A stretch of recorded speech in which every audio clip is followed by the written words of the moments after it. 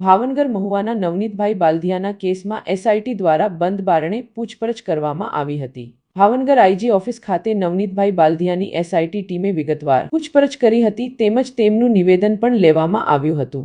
પૂછપરછ પૂર્ણ થયા બાદ નવનીતભાઈ બાલધિયાએ જણાવ્યું હતું કે તેમણે એસઆઈટી સમક્ષ અંદાજે 15 જેટલા પુરાવા રજૂ કર્યા છે। તેમણે સ્પષ્ટ શબ્દોમાં કહ્યું કે હું મારી વાત પર મક્કમ છું અને મને એસઆઈટીની ટીમ ઉપર સંપૂર્ણ વિશ્વાસ છે।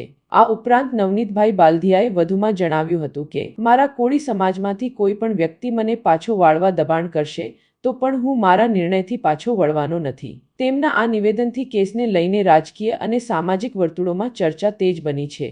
હાલ એસઆઈટી દ્વારા કેસની આગળની તપાસ ચાલુ છે અને રજૂ કરાયેલા પુરાવાઓના આધારે આગળની તપાસ હાથ ધરવામાં આવી શકે છે।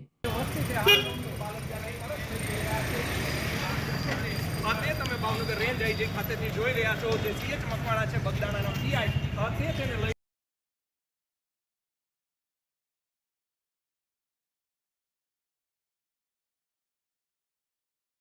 લઈને પહોંચ્યા હતા અને શું તેઓએ નિવેદન આપ્યું છે તે સમગ્ર બાબત છે તેની સાથે છે તે વાત કરીશું। 1 મિનિટ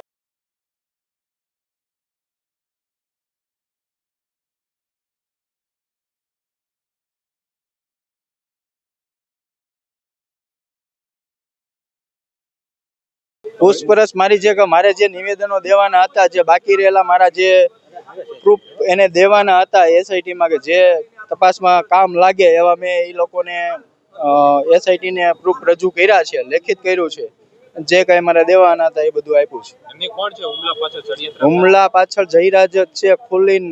આ તો એસઆઈટી રચાણી છે, સામાન્ય કોન્સ્ટેબલ ને પણ ખબર પડે છે કે આ જયરાજ જ છે આમાં। એમની તો અત્યાર સુધીમાં હજી સુધી એક પણ જગ્યાએ હજુ પણ એ લોકો એમ કે છે કે ટેકનિકલ પુરાવા છે એફએસએલ માં બધું મોકલું છે, એફએસએલ માંથી આવશે એટલે દૂધનું દૂધ ને પાણીનું પાણી કરી બતાવશે એવું એસઆઈટી મને ભરોસો એવો આપ્યો છે। તમને જ્યારે માર માર્યો તો એ પછી એક આ જે ઈસમો છે માર મારનાર એમનો પણ વિડીયો વાયરલ થયો હતો જ્યારે જયરાજ આહિર સમક્ષ તેઓ સામે બતાવી રહ્યા છે એ બાબતે શું પૂછપરછ થઈ છે? એ વિડીયો છે એ જ કોને બતાવે છે એનો એફએસએલ માં રિપોર્ટ કરવા મોકલો છે, એ આવી જાય એટલે એમ કહે છે કે જે કાંઈ હશે સત્ય બહાર આવશે।